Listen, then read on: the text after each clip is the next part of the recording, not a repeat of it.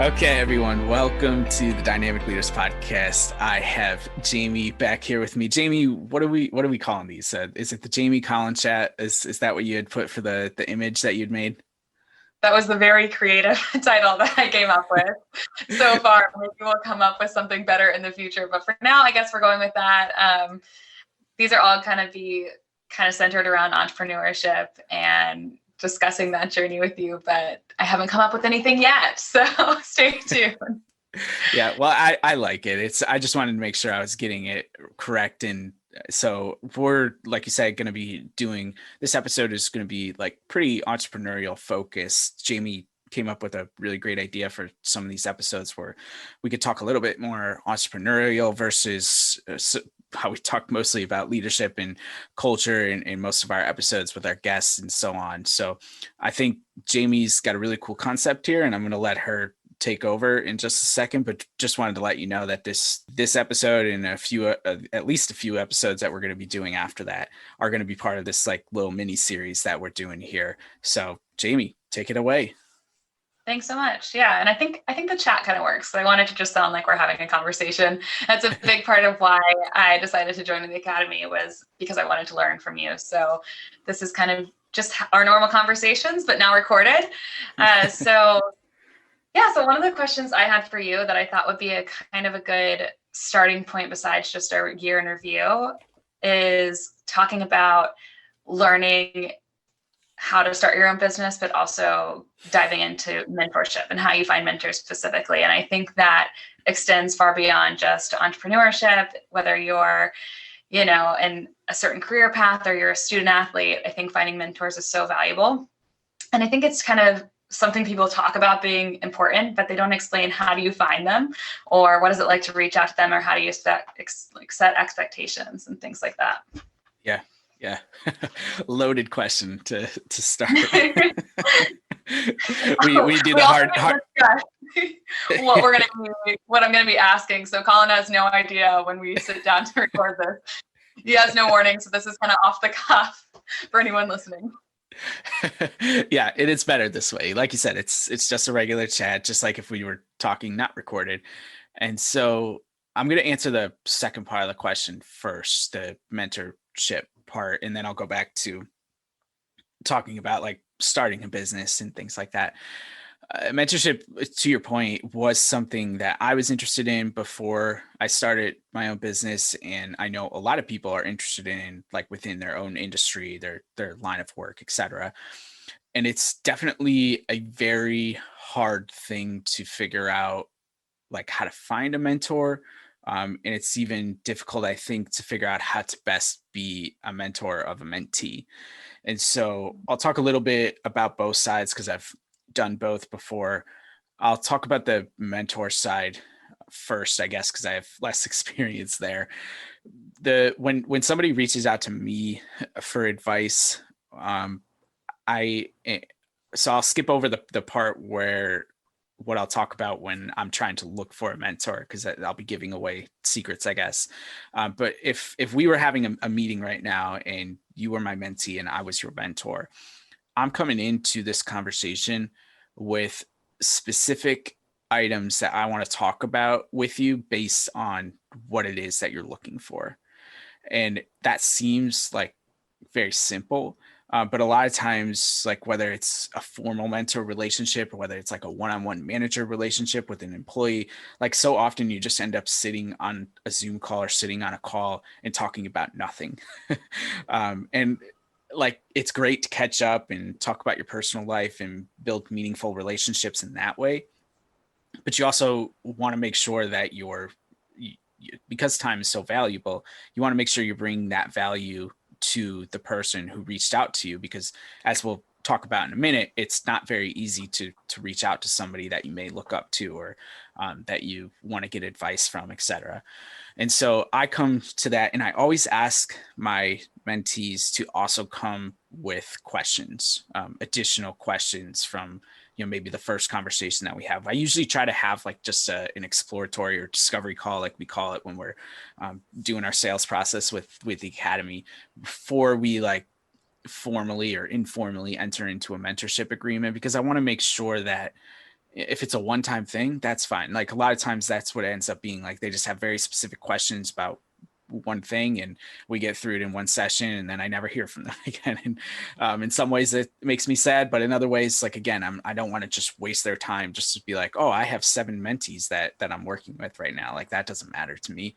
But if it's going to be something that's going to be more recurring, whether it's like a monthly or a weekly, however often we're going to do it, then I want that person that I'm mentoring to also come with questions and then take notes like throughout the session, or whether it's mental or written, and ask me questions, because I'm sure there's going to be questions based on things that I'm going to talk about. And so I tend to be like a little bit more detailed with things, as you know, and a little, I guess, as a result, a little bit more structured with my approach versus just like letting it happen. But I feel like, I continue to have people reach out to me and ask for advice and help and things like that. So it must be working to some extent. I'll switch over to the asking for a mentor side, because this obviously the part that even I, as a business owner, have way more experience trying to figure out and navigate. I remember the first time I started looking for mentors, I was still in HR and recruiting, still living in Syracuse, literally had no idea how to go about it. And ended up connecting with a really nice woman who was in HR. And that's all I remember about her. This was that she was really nice. I don't remember having any type of like mind blowing conversation because I just didn't know. I didn't know what to ask. And the encounter, I guess, it didn't scare me away from asking other mentors for their time, but it definitely made me stop and pause to say, like, okay, what am I actually looking for when I say I want a mentor? Like, I don't just want somebody who's going to be really nice to me. I want somebody who can give me valuable insight, tell me valuable information, etc. And so it took a long time this was probably like 7 years ago when I had that encounter with that woman.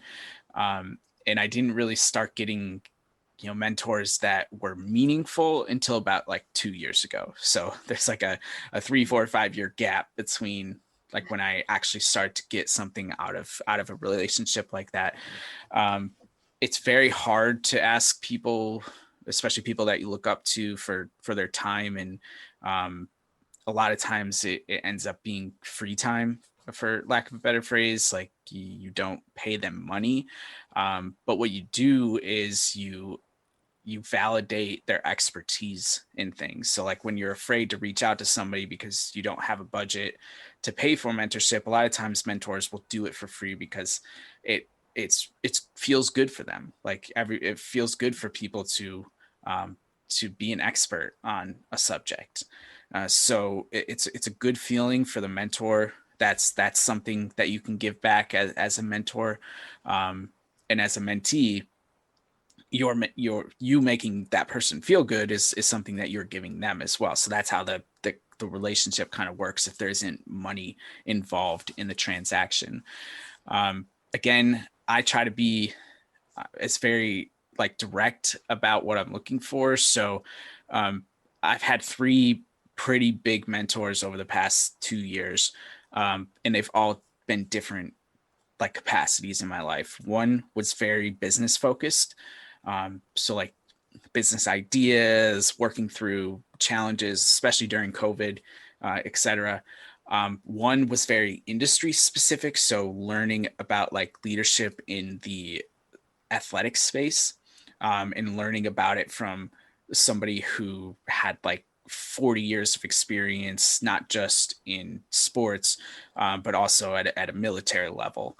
And then the third one was a mentor for like the coaching side of things, to learn the coaching landscape a little bit more, what coaches are doing really well these days, where they have challenges, etc. So each of my mentors offered like very specific guidance and advice to particular areas that I was interested in.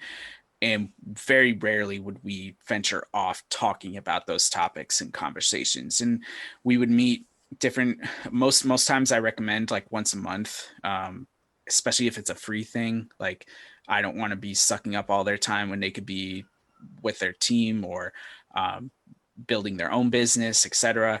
But once a month is like enough where you can take the things that you learn in a conversation and apply them over the course of that time between that call and the next call, and then come into that next conversation and be like, okay, this worked, this didn't work, but this was really interesting, and just have a conversation. That's how you build off of everything from that first conversation, for example. So the last thing I'll say about mentorship really quick is it's always great to send a thank you note. It should go without saying, but I feel like it probably happens far less than I believe it does. At the very least, send an email. If you want to go a step and above every once in a while or every time, it depends on what type of person you want to be. Send a handwritten note. I actually just put one in the mail today, so it's like crazy that you asked me this question. And if she is listening to this episode, she'll probably have gotten it already. But I was just reviewing my notes with her over the course of the last 7-8 months, because we've known each other for almost a year now.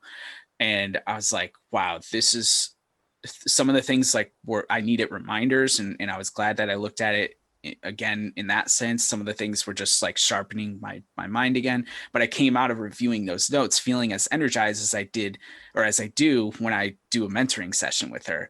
And so I wrote that in the note. I wrote down like some really key things that stood out to me in all the conversations that we had, that I written down notes. And I don't need her to respond to me. I don't need her to like validate it, but I'm guessing it's going to be a good feeling for her, and that makes me feel good. And like part of living life is just like feeling good about the things that you do. So it was just, one of those things that I wanted to do for her. She's been so great with her gracious with her time and everything. And I just felt it was the right thing to do. And I think that is probably going a step above, but like that's who I am. And if you really want to build meaningful relationships with people, then I think you need to like go a step above just a transactional email every once in a while. So mentorship, definitely tough, but highly recommend you find the right person to do it for you,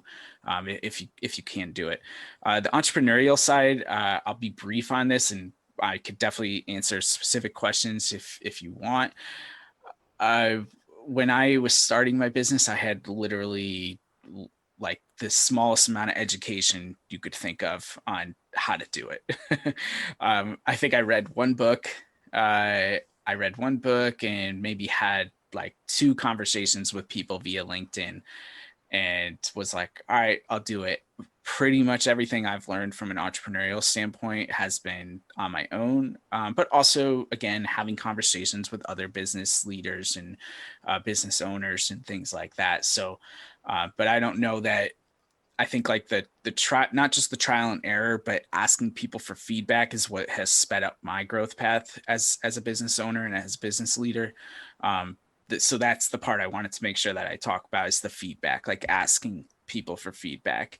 I started it with my podcast, and that's how my podcast grew from being 100 downloads a month to 300 downloads a month forever to 500 one month. And now for the past 6 months, we've averaged over 1,000 downloads, and everything. So feedback goes a long way in making not just yourself better, but your products, your services, everything that is a part of your brand better. So I would say from an entrepreneurial standpoint, if there's one thing to take away from this conversation today on that point, it's feedback is key to your success. That makes a lot of sense. I love that you mentioned feedback. I think that's also sometimes difficult for people to hear, or they have an expectation of what is going to be said, and they're looking for validation, and instead they might get some constructive criticism. But it's really helpful. And I think with that too, feedback, and then also, I know for me, one thing that has been really helpful is learning from other people's mistakes. So sometimes it's asking, for that as well, as like, what has their experience been like, or what was their biggest learning point? So it's kind of in the same way that I'm asking other people, what were some of their biggest takeaways. So That's really helpful. And I love everything you said about mentorship. I have always struggled with that. I think it's difficult to find someone that you think would be a good fit, and then B, taking that leap to actually ask them, because it takes a part of you that's being vulnerable to be like, hey, I think you're really great, and it would be super helpful if you could give me some advice, and it would mean a lot. And that can be a scary conversation, because there's always that chance that they say, no, I don't have time for you, I don't know who you are, and they're busy too, right? Usually the people we're asking are, a step or a few steps ahead of where we're at and are likely very busy. So it's a tough conversation. I think one of the questions that came up for me as you were discussing it is, how important do you think it is to find someone that's kind of in the exact field? It sounds like you have people that combined all are super relevant, but maybe individually no one is doing the exact same thing you're doing. So I think sometimes we get stuck like, okay, I need to find someone who is doing what I'm doing, but they're just a little bit ahead, versus like, okay, I could learn this from this person and then something else from someone else. Yeah, great question. I definitely have somebody like that in my life, Bobby. We're friends. Like, we've been friends since we played soccer together when we were like 6 years old, and we've stayed in touch all these years. And we have conversations pretty regularly, like monthly basis, where whether it's like a texting conversation or an actual phone conversation, where we're talking about the industry, we're talking about what's going on, what's frustrating us, what we're enjoying, and everything. So I definitely have those type of conversations. I don't know, like, trying to decide what's more effective is like, I don't know that I can do that for a listener, for example. I think that the biggest thing is to first identify, if you're looking for a mentor, why are you looking for a mentor? And if the reason you're looking for a mentor is because you want to learn, like what I had told you, where I'm taking aspects of what my business model includes, but they're very like niche parts of the business: the coaching side, the development side, and then the business side. And so they were all different areas. And then I have Bobby, who I talk with all the time as well, and he's like that person who is ahead of me, even though we're the same age. He's been doing this work longer, and has more credibility, has established himself longer, etc. So, and he's somebody that I've looked up to for a long time, not just in this industry, but we were able to stay friends. I mean, he was a lacrosse player, I was a baseball player. Like, we've had a number of different like interest in our lives, and we still stay friends and find commonality and things to talk about. So I think the biggest thing is first identify what you're looking for.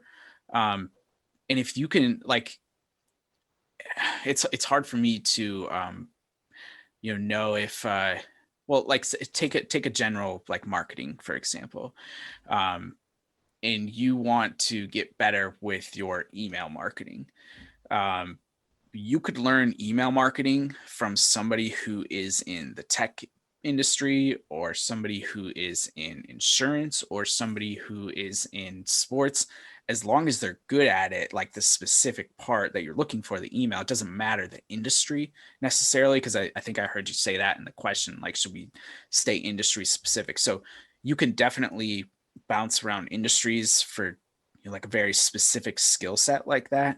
But if you're looking to, I don't know, go from a senior level associate position to a leadership position within an industry, it's probably more helpful to talk to somebody within the industry who is a little bit higher up, whether they're that next level or even higher than that, to say, hey, I want to get there. How did you do it? What worked for you? To what you said earlier, what mistakes did you make that maybe I can avoid? But also, part of like the mentorship relationship is just general knowledge. And I mean, I take pretty great pride in really trying to understand the sports landscape, especially the sports landscape in a whole is pretty easy for me to understand, because I've been involved in it since I was a kid. But the women's side is the side where I've had to do more homework per se, and I've had to have more conversations and learn more because I wasn't as exposed to that. So that a lot of it is new for me. And so when I say general information, a lot of times the conversations I'm having are just filling in the gaps for me to say like, okay, this is what's going on in women's sports. These are some of the challenges. These are the successes that we're having. And this is how we get to where we are today. And like getting that general information sometimes can be helpful. Like if you're in, I don't know why insurance keeps popping up in my head, but if you're in the insurance industry, it's probably, if you want to get to that next level, like a leadership level, for example, it's probably in your best interest to know more about insurance than like the average person in your company even, or definitely in your industry. But definitely more than just the average person outside of insurance. Like you can't expect to be in a leadership position for Equitable or Wells Fargo or something like that, and not be able to know more than I know about insurance. Like it's just not going to work. Like you're not going to be able to have the conversations about the industry specific topics in depth enough that like you could do it on a surface level, but you're not going to be able to go in depth. And I think that would really hurt your ability to grow. So like that is where, if you're looking to stay in a specific industry, like if you like the industry that you're in and you're just looking to grow, then yes, find people in your industry. If it's a skill set and you can get it from a different industry, like if it's email marketing and you're in insurance and you want to learn from someone from tech, by all means do it that way too. That makes sense. Yeah, I think that pretty much covers everything I had on today. I mean, obviously, I think we could dive into these topics endlessly. They're both pretty broad, but I think that makes a lot of sense. I love the asking for feedback as far as getting started. I think that's a really great way to kind of streamline the process and grow.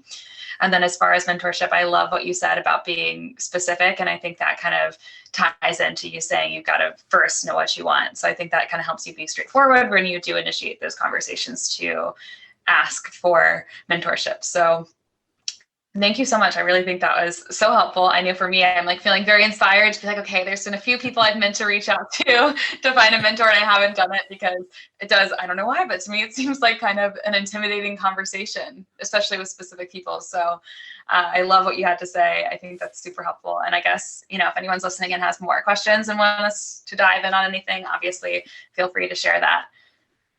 Yeah. And next time we have a conversation, our little chat, we're going to talk about how it went. Cause I'm going to expect that you are going to reach out to those people now. We're going to see if you get any responses and how it goes. So stay tuned for all of that next time. And thank you, Jamie, for leading this discussion. I'm excited for the future ones as well. And like Jamie said, any questions anybody has, you know how to get a hold of us. But until next time, take it easy.